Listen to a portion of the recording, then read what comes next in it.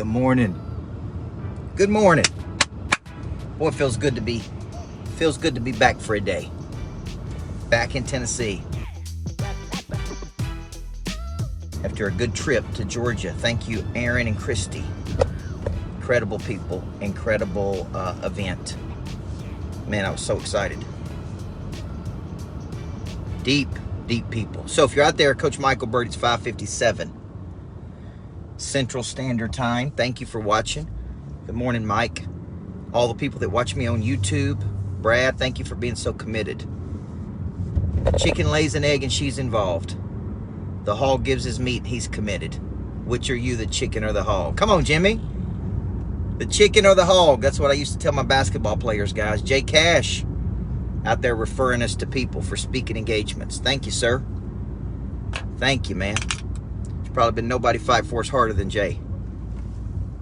So thank you guys very much. Coach Michael Bird, I just finished rock boxing and high intensity. Me and the family headed to Florida this morning. We'll do a couples retreat for chiropractors.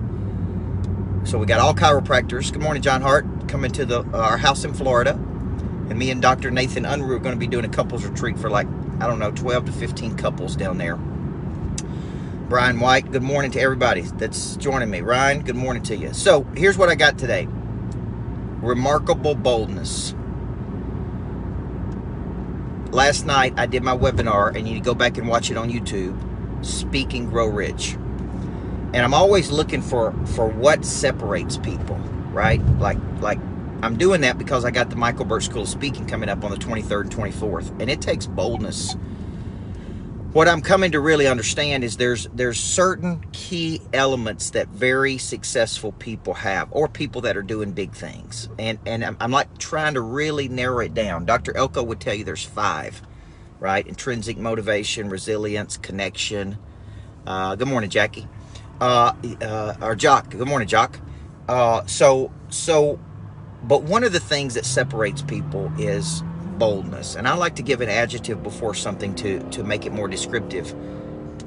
I like the concept of remarkable boldness.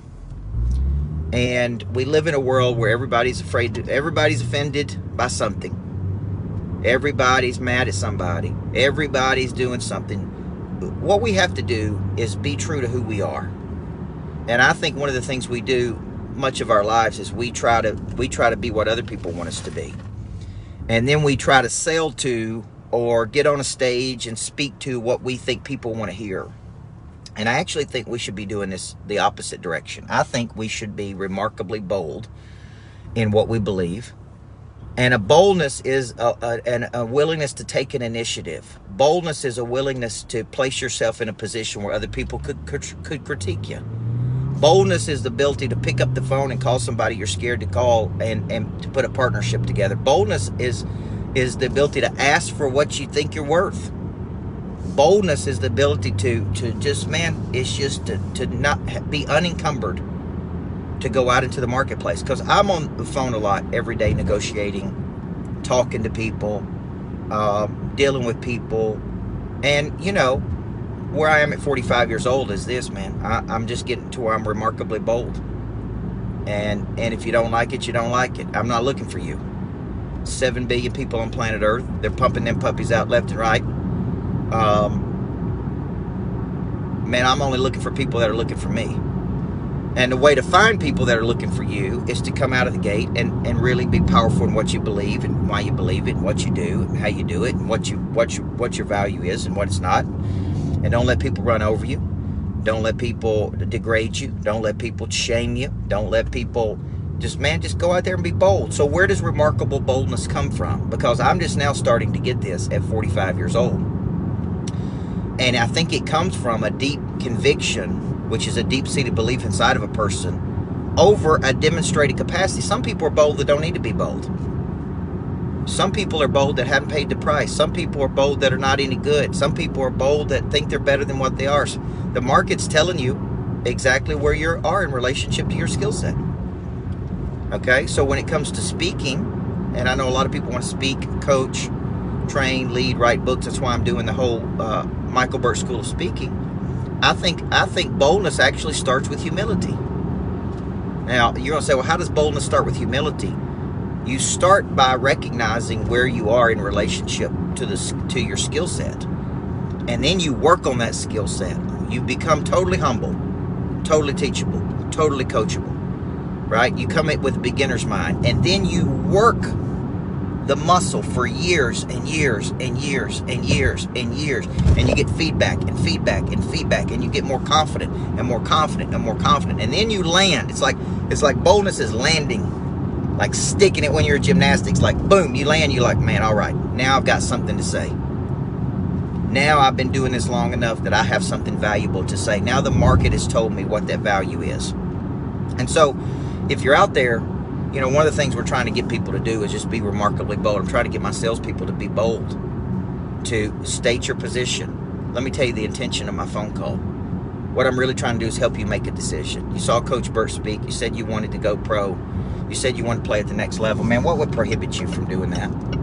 What would stop you today from taking action on this? Because bold people take action. Bold people are decisive. Bold people are courageous. Bold people move the ball down the field. Bold people don't worry about what other people think about them. Bold people take life as it comes, man, and they just keep punching. So there's a concept around how we can pull this out of you. You know, how does a coach how does a coach pull boldness out of a person? Because it's in there. We just got to go deep with you, man, to figure it out. It has a lot to do with your prey drive. The boldness to go deep inside of you to find that which is unique about you, to package it, to market, to sell it. Now, so when I go through the speaking school, I like 25 to 30 people. These are people who've got dreams. They got a message. They want to get on a stage. They want to write a book. It takes boldness to write a book because somebody's going to critique it. It takes boldness to get on a stage. Somebody's going to not like it. It takes boldness to get on here every single day because somebody's going to make fun of it. It takes boldness to do whatever it is you're doing, right? But and get past that little cycle of discomfort of asking another person for something. Hey man, I need your help on something. Hey, what would stop you from making a decision? Man, I have something really powerful. Would you like to have it?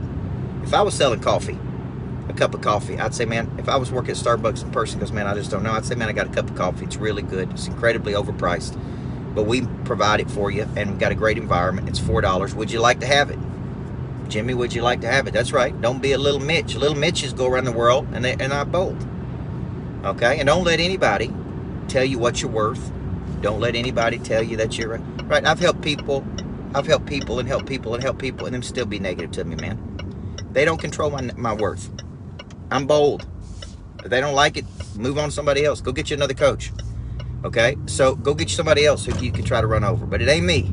So when you think about this concept, this is something I think that we got to teach our young kids, how to be bold. I did Success School in Phoenix not long ago. Most of the kids didn't know how to walk in a room. They didn't know how to sit up straight. They didn't know how to make eye contact. They didn't know how to shake a hand. They didn't know how, Carrie Ann, Sear, they didn't know how to communicate. Half the kids in the room said when they grew up they wanted to play video games. Folks, what world are we living in? Where you grow up thinking that, you know, that you're just going to play video games all the time. Come on, man. We got to instill boldness in people. And we got to help them get to that next frequency. So if you're out there, I'm going to be doing something at some point. I'm studying two big things right now. Connection.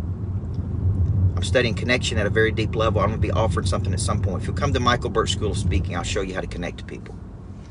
How to connect to people at a deep, deep, deep level. And that's really how you go to another frequency, is you learn how to connect. But to connect, you got to be bold, man. You got to be willing to say something other people ain't willing to say, and you got to be willing to go places other people ain't willing to go. So remember this concept today. Remarkable boldness. Ask somebody for something. Call somebody you're trying to deal a partnership with. Tell somebody that right? Somebody tries to run over, just tell them, man, you ain't running over me. Forget it. You're not shaming me into this. I'm not going to feel bad about what it is you got going on with you. I'm not taking responsibility for your future. Be bold, man. Be bold. Okay? So let's get in there. Be who you are.